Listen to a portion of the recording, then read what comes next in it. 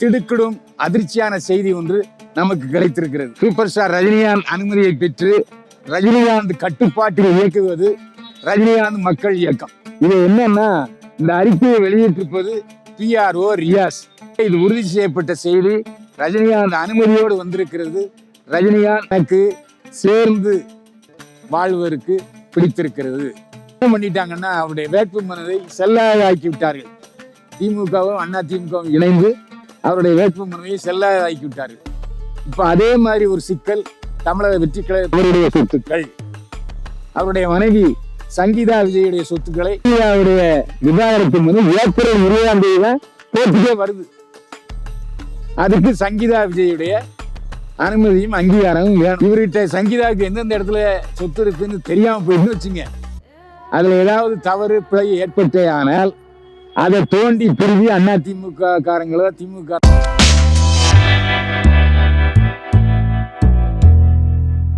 என்னை வாழ வைத்துக் கொண்டிருக்கும் யூடியூப் சேனல் நேயர்களுக்கு நன்றியும் வணக்கம். ரஜினிகாந்தை இந்திய ஜனாதிபதி ஆக்குங்கள், ரஜினிகாந்த் மக்கள் இயக்கம் கோரிக்கை.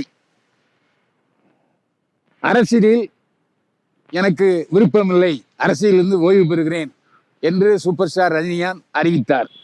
ஆனால் அதற்கு முன்னால் நான் அரசியலில் ஈடுபடுவதை உறுதி என்றும் அறிவித்தார். உடல்நலம் கருதி அவர் அரசியலிருந்து விலகுவதாக அறிவித்தார். இப்போது திடுக்கிடும் அதிர்ச்சியான செய்தி ஒன்று நமக்கு கிடைத்திருக்கிறது. சூப்பர் ஸ்டார் ரஜினிகாந்த் அனுமதியை பெற்று ரஜினிகாந்த் கட்டுப்பாட்டில் இயக்குவது ரஜினிகாந்த் மக்கள் இயக்கம்.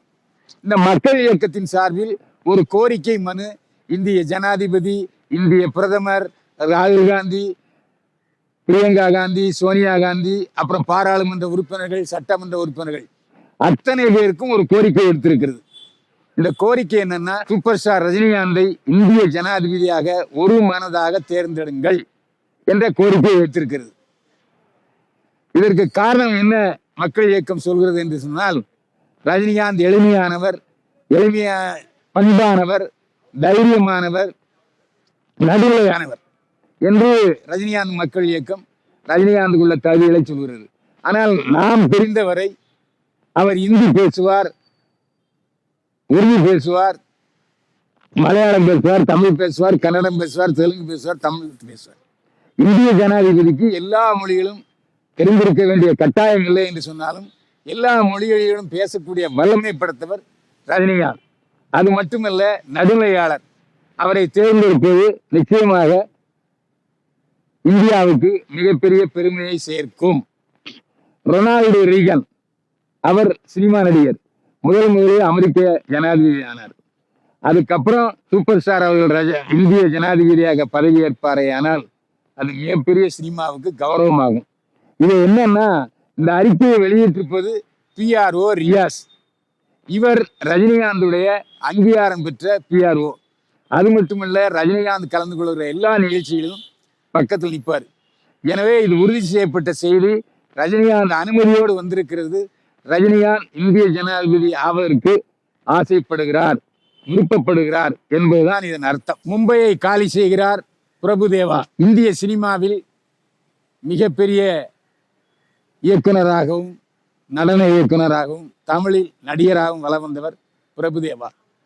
இவர் 2012ஆம் ஆண்டு இந்தி படங்களை இயக்கும் பொழுது, இந்தி படங்களை நடன இயக்கம் செய்கிற பொழுது மும்பை தெற்கு பகுதியில் மகாலட்சுமி குடியிருப்பில் அடுக்குமாடி குடியிருப்பு ஒன்றை வாங்கியிருந்தார்.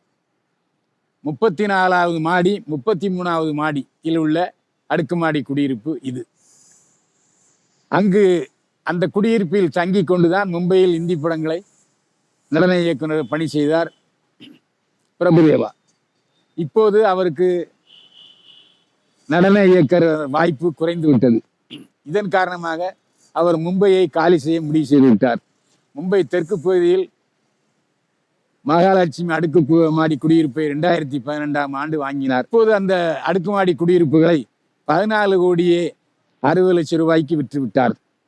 நாளை மறுநாள் இதற்கான பதிவு பத்திரம் தயாராகிறது. லிவிங் டுகெதர் வாழ்க்கையை விரும்பும் தமிழ் நடிகை. இப்போ தமிழ்ல உள்ள நடிகர்கள் மட்டுமில்லாமல் அகில இந்தியாவில் உள்ள நடிகர்கள் ஃபாரின்ல உள்ள மாதிரி, வெளிநாட்டில் உள்ள மாதிரி லிவிங் டுகெதர் வாழ்க்கையை விரும்ப ஆரம்பித்து விட்டார்கள்.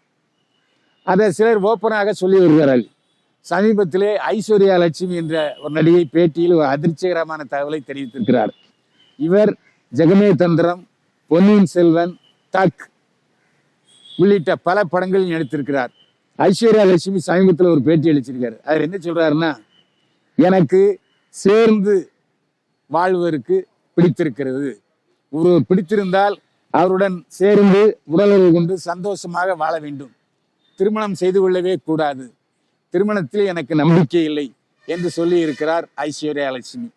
ஐஸ்வர்யா லட்சுமியின் இந்த பேட்டி சினிமா ரசிகர்களை பரபரப்புக்குள்ளாக்கி இருக்கிறது. புதிய படங்களை ஏற்க மறுக்கும் த்ரிஷா அரசியலில் குதிக்க போகிறாரா? இது உண்மையான தகவல். கடந்த 2 மாதங்களாக த்ரிஷா எந்த புதிய படங்களையும் ஒப்பந்தமாக மறுக்கிறார். எந்த கதையை சொன்னாலும் தனக்கு பிடிக்கவில்லை என்று சொல்லி இயக்குநர்களை அனுப்பிவிடுகிறார். புதிய படங்களில் ஒப்பந்தமாவதை தற்காலிகமாக நிறுத்தி வைத்திருக்கிறார். தக் லைஃப், விஸ்வம்பரா ஆகிய 2 படங்களில் மட்டுமே நடித்துக் கொண்டிருக்கிறார் த்ரிஷா. அவர் விரைவில் சினிமாவுக்கு முழுக்கு போடுவதாக தகவல்கள் உறுதியாக தெரிய வந்துள்ளது. இதுக்கு என்ன காரணம்னா, ஏப்ரல் மாதத்திலேயே அவர் தமிழ்நாடு வெற்றி கழகத்தில் சேரப்போகிறாரா என்பதும் உறுதியாக தெரியவில்லை. ஆனால் சினிமாவில் நடிக்க மாட்டேன் என்று சொல்வது காரணம் என்ன? ஒருவேளை தமிழ்நாடு வெற்றி கழக தலைவர் விஜயுடன் இணைந்து அரசியலில் ஈடுபட போகிறாரா என்பதும் தெரியவில்லை. ஆனால் த்ரிஷா சினிமாவுக்கு முழுக்கு போடுவது உறுதியாகி. விஜய் வேட்பு மனுவில் புதிய சிக்கல். ஏற்கனவே தமிழக அரசியல்ல ஆர்கே நகர் தொகுதியில் போட்டியிட போனார் நடிகர் சங்க தலைவராக இருந்த, தயாரிப்பாளர் சங்க தலைவராக இருந்த விஷால். அப்ப என்ன பண்ணிட்டாங்கன்னா, அவருடைய வேட்பு மனுவை செல்லாத ஆக்கி விட்டார்கள். திமுகவும் அதிமுகவும் இணைந்து அவருடைய வேட்பு மனுவை செல்லாத ஆக்கி விட்டார்கள்.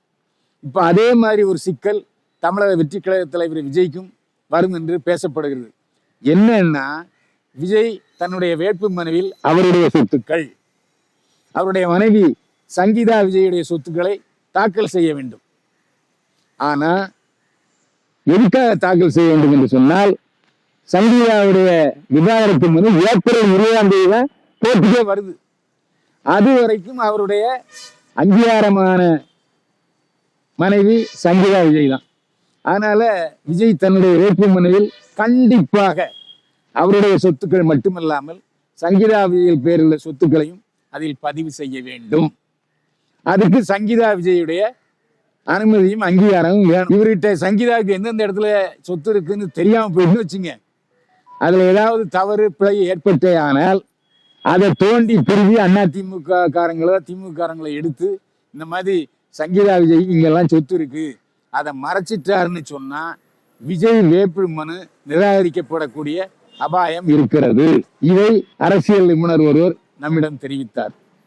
எனவே மழை விட்டாலும் தூவானம் விடவில்லை என்கிற மாதிரி விஜயை 7.5 சனி துரத்தி கொண்டே இருக்கிறது. த்ரிஷா தயாரிப்பில் இருக்கிற விஸ்வம்பரா, தக்லேஷ் ஆகிய பட இயக்குநர்களுக்கும் தயாரிப்பாளர்களுக்கும் விரைவில் என்னுடைய போர்ஷனை முடித்துக் கொள்ள வேண்டும் என்று வற்புறுத்தி இருக்கிறார். ஏனென்றால் இன்னொரு 10-20 நாட்கள்ல அவர் அரசியலில் தீவிரமாக குதிக்க போகிறார். அது உறுதியாகிவிட்டது. அது மட்டுமல்ல, ஏன் த்ரிஷா இப்படி நடந்து கொள்கிறார் என்று சொன்னால் அதற்கு விடை இதுதான். ஏன்னா இப்போதைக்கு விவாகரத்து வழக்கு முடிகிற வரைக்கும் அவர் திருமணம் செய்து கொள்ள முடியாது. ஆனால் தன்னுடைய நெருங்கிய நண்பர், உயிர் தோழர் விஜய்க்கு அனுசரணையாக, அவருக்கு ஆதரவாக நிச்சயமாக பிரச்சாரத்தில் ஈடுபடுவார் என்று தெரிய வருகிறது. இது தமிழ்நாடு வெற்றி கழக தொண்டர்களுக்கு ஒரு நல்ல இனிக்கும் செய்தி. ஏன்னா த்ரிஷாவே இறங்கி பிரச்சாரம் பண்ணா நிச்சயமா பெண்கள் ஓட்டு கிடைக்கும். அப்புறம் எங்கேயோ போயிடுவாரு. அதாவது நிச்சயம் இப்போதைய சூழலில் சமீபத்தில் இந்த கருத்து கணிப்பு முடிவுல என்ன சொல்றாங்கன்னா, திமுகவை விட ஒரு 4 சீட்டு 5 சீட்டு அதிமுக ஜெயிக்குங்கிறாங்க. அப்படிப்பட்ட சூழ்நிலையில ஒரு 10-15 சீட்டு தமிழ்நாடு வெற்றி கழகம் ஜெயிக்குமே ஆனால் தமிழ்நாடு வெற்றி கழகத்தினுடைய ஆதரவு அதிமுகவுக்கு தேவை. அப்படிப்பட்ட சூழ்நிலையில் விஜய் எதிர்கட்சி தலைவர் ஆவாரா, இல்லை துணை முதல்வராகி படங்களை நடிக்க போறாரா என்பது அப்போதுதான் தெரியும். இப்போதைய தேர்தல் கணிப்பு என்ன சொல்லுதுன்னா, திமுக ஒரு 100 சீட்டுகள்ல வருவாங்க. அதே மாதிரி 104 105 சீட்ல அண்ணா திமுக வரும், 15 சீட்ல விஜய் வருவாரு அப்படின்னு சொல்றாங்க. எனவே நிச்சயமாக அண்ணா திமுக அரசு மைனாரிட்டி அரசாக இருந்தாலும் தமிழ்நாடு வெற்றி கழகம் ஆதரவு தெரிவித்தால்தான் ஆட்சியை பிடிக்க முடியும்.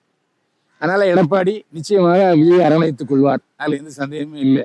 விஜய்க்கும் ஒரு 5 வருஷம் சினிமாவில் நடித்து கொண்டே அரசியல் அனுபவம் பெறலாம். அவர் சட்டசபைக்கு போனா அவர் சட்டசபையில் எப்படி பணியாற்றுகிறார் என்பது மக்களுக்கு தெரியும். சரி கெத்தா இருக்காரு அப்படின்னா 32/31 விஜய் ஆட்சியை பிடிப்பதற்கு ஏதுவாக இருக்கும். இது விஜய்க்கு ஒரு நல்ல கணிசமான ஒரு மதிப்பை தருகிறது. மீண்டும் சந்திப்போம். வாழ்க வளமுடன். இந்த வீடியோ உங்களுக்கு பிடிச்சிருந்தா லைக் பண்ணுங்க, கமெண்ட் பண்ணுங்க, ஷேர் பண்ணுங்க, சப்ஸ்கிரைப் பண்ணுங்க.